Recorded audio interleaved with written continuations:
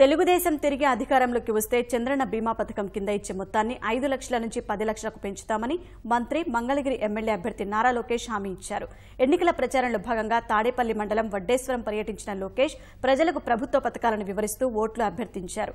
అనుభవం లేని జగన్ అధికారంలోకి వస్తే రాష్ట్ర భవిష్యత్తు ప్రశ్నార్థకమవుతుందని విమర్శించారు. రాష్ట్ర అభివృద్ధిని కేసీఆర్ అడ్డుకునేందుకు ప్రయత్నిస్తున్నారని ఆరోపించారు. రేపో మా అప్పమ్మ లట్టేయాల్సి వస్తుంది. సొంత బాబాయిని అతి కిరాతుగా చంపేస్తే ఇంకా మనకేముంటుందమ్మా భవిష్యత్తు. ఈ రోజు కేసీఆర్ గారు దాదాపు 1000 కోట్లు పంపిస్తున్నారు. కేసీఆర్ గారు ఆలోచన పోలో అవ్వకూడదు, 30 మండలాలు వెనక్కి తీసుకోవాలా.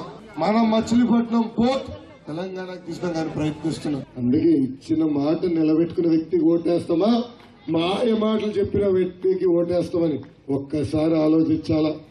రైతు రుణమాఫీ చేశాం. ఇప్పుడు అన్నదాత సుఖీ భవాని డైరెక్ట్ గా రైతు అన్న ఖాతాలో డబ్బులు వేస్తున్నాం.